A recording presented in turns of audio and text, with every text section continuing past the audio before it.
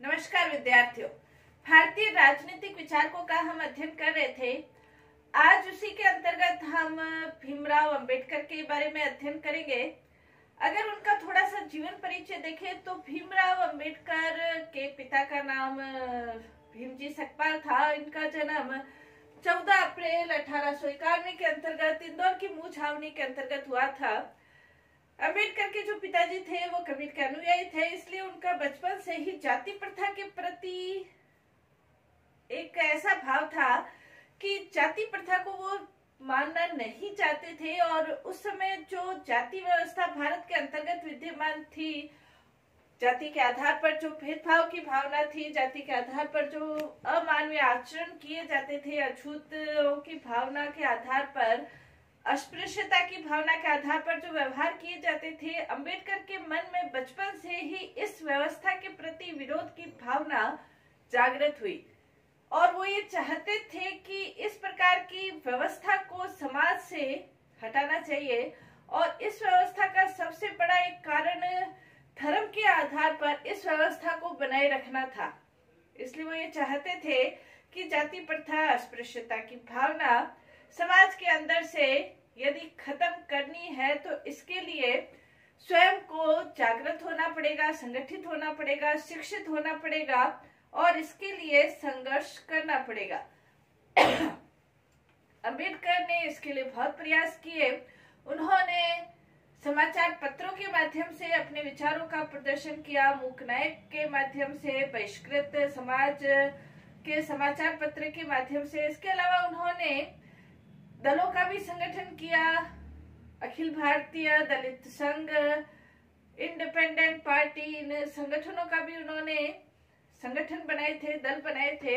इसके अलावा शिक्षा के क्षेत्र में यदि देखा जाए, शुरू से ही कुशाग्र बुद्धि थे और इनको बड़ौदा के महाराजा के द्वारा गायकवाड़ छात्रवृत्ति प्रदान की गई थी और उसके लिए पढ़ने के लिए वो विदेश गए थे। पहले ऐसे अछूत जाति के कह सकते हैं, महार जाति के व्यक्ति थे पहले ऐसे जो कि पढ़ने के लिए विदेश गए। इसके बाद उन्होंने पीएचडी की उपाधि भी धारण की थी और उसके बाद प्रोफेसर के रूप में, वकील के रूप में उन्होंने अपना कार्य प्रारंभ किया था। उन्होंने कई किताबें भी लिखी थी जिसके अंतर्गत हु इज शूद्र, शूद्र कौन थे, महात्मा गांधी और गांधीजम, बुद्ध और उनका धर्म। इसके अलावा अनटचेबल यानी कि अछूतों से संबंधित भी उन्होंने पुस्तकें लिखी थी। कहने का तात्पर्य यह है कि अंबेडकर ये चाहते थे कि जो अछूतों के प्रति जो व्यवहार किया जाता है उसका समाधान कैसे किया जाए, और उन्होंने अपना पूरा जीवन अछूतों उद्धार के लिए लगाया था। एक बार एक पत्रकार को कहते हुए उन्होंने ये कहा था कि यदि तुम मेरे जीवन के सुनोगे, तुम मेरे जीवन के बारे में सुनोगे तो तुम्हारे आंखों से आंसू निकलने लग जाएंगे। कहने का तात्पर्य यह है कि इतनी शिक्षा ग्रहण करने के बावजूद भी अंबेडकर को जगह जगह अपमान, बेइज्जती सहना पड़ता था। इस कारण से वो ये चाहते थे कि इस व्यवस्था को समाज से खत्म कर दिया जाए। उन्होंने कांग्रेस के प्रति उनकी थोड़ी सी कह सकते हैं बनती नहीं थी और इस कारण से उन्होंने ये कहा कि अछूतों के लिए उन लोगों को बात कहने का कोई अधिकार नहीं है जो कि स्वयं अछूत नहीं है। अंग्रेजों से भी उनका विश्वास नहीं था कि अंग्रेज जाति उनके लिए कुछ करेगी। धर्म के क्षेत्र में उनका विश्वास नहीं था, इसलिए सभी तरफ से जब वो निराश हुए, उन्होंने अपना पूरा जीवन अछूतों उद्धार के लिए तो लगाया था, लेकिन उसके बावजूद भी उन्होंने 14 अक्टूबर 1956 को बौद्ध धर्म ग्रहण कर लिया था। अपने 5 लाख अनुयायियों के साथ बौद्ध धर्म ग्रहण कर लिया था। उसके थोड़े ही समय के बाद 6 दिसंबर 1956 को उनकी मृत्यु हो गई थी। मेन उनके जीवन का जो उद्देश्य था, उनको मार्टिन लूथर भी कहा जाता है, बोधिसत्व की उपाधि भी उन्हें प्रदान की गई थी।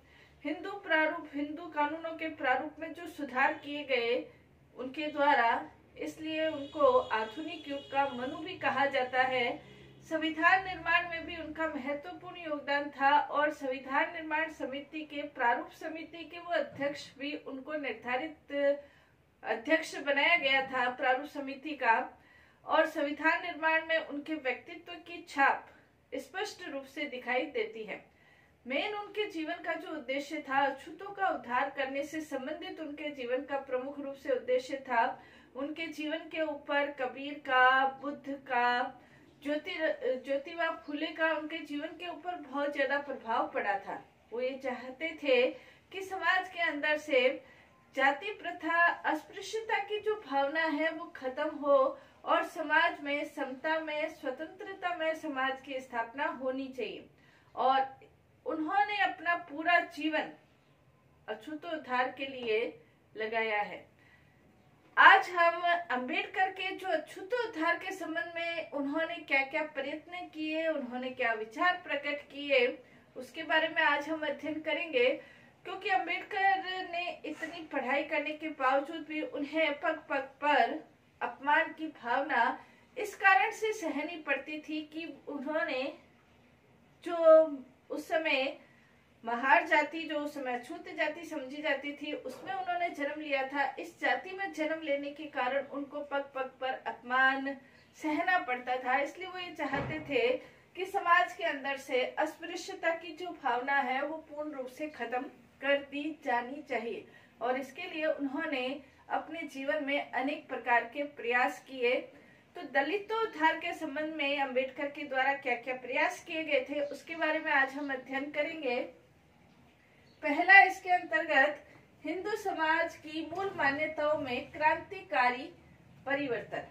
अंबेडकर ये चाहते थे कि हिंदू समाज के अंतर्गत जो मूल मान्यताएं हैं, मूल मान्यताएं यानी कि जो नियम बना दिए गए हैं कि उस जाति का उस जाति में विवाह होगा, वो वहां खाना खाएंगे, वहां खाना नहीं खाएंगे, उसके हाथ का नहीं खाएंगे, उसके यहाँ नहीं खाएंगे, इस तरह के जो नियम बने हुए थे, अंबेडकर ये चाहते थे कि ऐसे नियमों का समाधान किया जाए। क्योंकि कोई भी धर्म है, जैसे उन्होंने कहा भी है कि हिंदू धर्म को नियमों का नहीं बल्कि सिद्धांतों पर आधारित धर्म होना चाहिए। सिद्धांत कौन से? सिद्धांतों का मतलब जो सिद्धांत स्वतंत्रता, समानता, बंधुत्व की भावनाओं पर आधारित सिद्धांतों के आधार पर धर्म होना चाहिए। उन्होंने ये कहा, अंबेडकर ने ये कहा कि जो ये मूलभूत मान्यताएं हैं, इन मान्यताओं के आधार पर यदि आप किसी व्यक्ति के साथ अस्पृश्यता का व्यवहार करते हैं तो वास्तव में ये धर्म नहीं है बल्कि धर्म के सिद्धांतों के बिल्कुल विपरीत है। क्योंकि धर्म मनुष्य मनुष्य के बीच भेदभाव की भावना पैदा नहीं करता, मनुष्य मनुष्य के बीच दीवार नहीं छेड़ता। उन्होंने कहा कि यदि तुम अछूतों के साथ इस तरह का व्यवहार करते हो तो क्या तुम मनुष्य कहलाने के भी अधिकारी हो क्या? अंबेडकर ये चाहते थे कि जो मूलभूत मान्यताएं हिंदू समाज के अंतर्गत विद्यमान हो गई है उनका निराकरण कर दिया जाए। नेक्स्ट, इसके अंतर्गत हिंदू धर्म का उन्होंने ये मानते थे कि हिंदू धर्म के अंतर्गत जो पुरोहित वर्ग है, पुजारी वर्ग है, जो मंदिरों में पूजा पाठ इत्यादि करते हैं, उसमें भी मूलभूत परिवर्तन किया जाए। और मूलभूत परिवर्तन करने के लिए उन्होंने कुछ उपाय भी बताए थे। पहला, उन्होंने बताया था कि हिंदू धर्म के अंतर्गत अनेक प्रकार के धार्मिक ग्रंथ है, वेद है, पुराण है, उपनिषद है, संहिताएं हैं। इसके अंतर्गत इन सभी धार्मिक ग्रंथों के बजाय एक प्रामाणिक ग्रंथ माना जाना चाहिए। क्योंकि इन धार्मिक ग्रंथों के अंतर्गत धर्म के आधार पर कहीं न कहीं छुआछूत की जो अस्पृश्यता की भावना है वो धर्म के आधार पर सही सिद्ध करने की कोशिश की गई है। इसलिए अंबेडकर ये चाहते थे कि सभी जो धार्मिक ग्रंथ है उनको हटाकर एक प्रमाणिक ग्रंथ हिंदू धर्म का लिया जाए, फिर उसमें सुधार किया जाए। दूसरा, उन्होंने ये उपाय बताया कि जो पुरोहित पद है उसमें सुधार किया जाए। पुरोहित पद में सुधार करने के लिए वर्तमान समय जो वंशानुगत आधार पर पुरोहित पद प्राप्त होता है उसमें सुधार किया जाए। पुरोहित का कार्य वो ही करे जिसके पास लाइसेंस हो। बिना लाइसेंस के कोई भी व्यक्ति पुरोहित पद प्राप्त नहीं करे, और जो भी अनुष्ठान, धार्मिक कार्य, जो भी क्रियाकलाप पुरोहितों के द्वारा किए जाते हैं वही व्यक्ति करे जिसके पास सनद या लाइसेंस विद्यमान है। वरना हर एक व्यक्ति पुरोहित जाति के आधार पर, अपने वंश के आधार पर बन जाए, वो कहते हैं, अंबेडकर कहते हैं इसमें सुधार किया जाना चाहिए। नेक्स्ट उन्होंने ये बताया कि जो पुरोहित है वो राज्य कर्मचारी माना जाए। राज्य कर्मचारी से तात्पर्य उनका ये था कि जैसे कर्मचारी जो राज्य कर्मचारी है, यदि वो अपना कार्य ठीक प्रकार से नहीं करते हैं या अपने कार्य के आधार पर भेदभाव, असमानता का व्यवहार करते हैं, तो उनके विरुद्ध जैसे अनुशासनात्मक कार्रवाई की जा सकती है, वैसे ही यदि पुरोहितों के द्वारा आम व्यक्ति के समक्ष यदि कोई कार्रवाई की जाती है, असमानता का व्यवहार किया जाता है, उसके साथ अपमान का व्यवहार किया जाता है, मानवता का व्यवहार नहीं किया जाता है, तो पुरोहितों के विरुद्ध भी अनुशासनात्मक कार्रवाई की जाए, क्योंकि वो भी राज्य कर्मचारी हैं। नेक्स्ट उन्होंने ये बताया कि पुरोहित पद जो है वो राज्य की आवश्यकता के अनुसार सृजित पद होने चाहिए। राज्य जैसे कर्मचारियों के लिए पद सृजित किए जाते हैं, वैसे ही पुरोहित पद भी सृजित किए जाए राज्य के द्वारा। और जितनी आवश्यकता हो, जैसे मान लो 10 मंदिर है तो 10 मंदिरों के लिए 10 पुरोहित की आवश्यकता है, तो उन्हें ही पुरोहित बनाया जाए। जाति के आधार पर सभी व्यक्ति पुरोहित बनकर पुरोहित का कार्य करने लग जाए, वो ये चाहते थे कि इसमें सुधार होना चाहिए। और पुरोहित के अंतर्गत जो भी एक परीक्षा हो और उस परीक्षा के अंतर्गत हर एक व्यक्ति उसमें बैठ सके और वो परीक्षा पास करके हर एक व्यक्ति को ये अधिकार होना चाहिए कि वो पुरोहित पद का कार्य कर सके।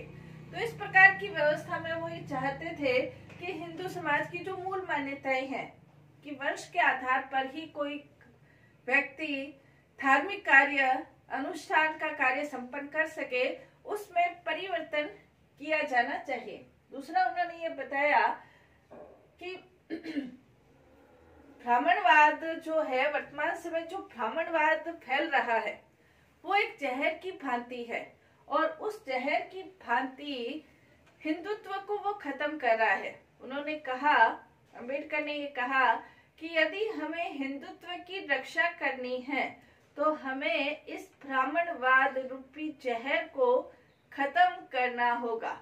और ब्राह्मणवाद रूपी जहर को खत्म करने के लिए आवश्यक है कि जो पुरोहित पद है उसमें सुधार किए जाए और उनको राज्य कर्मचारी के सदृश माना जाए। तो इन मूल मान्यताओं के आधार पर वो समाज के अंदर एक क्रांति लाना चाहते थे और समाज की व्यवस्था में पूर्ण रूप से परिवर्तन करना चाहते थे। नेक्स्ट इसके अंतर्गत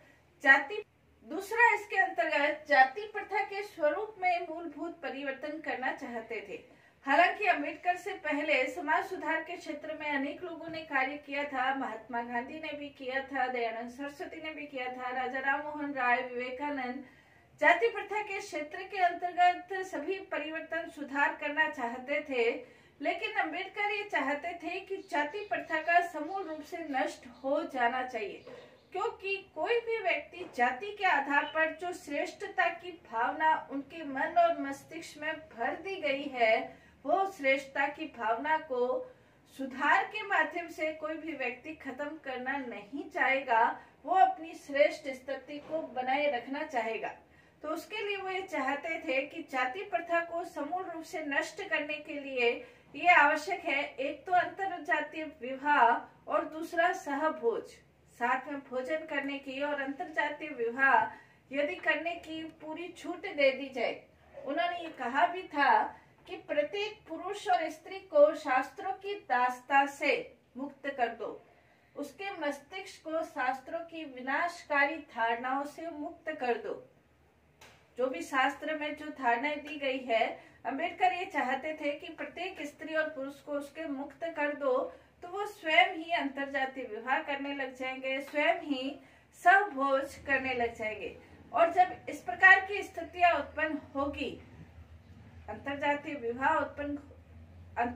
विवाह होंगे और साथ साथ वो भोजन करेंगे, तो कहने का तात्पर्य यह है कि जो जाति के आधार पर जो हीनता की उच्चता की भावना है वो खत्म होएगी।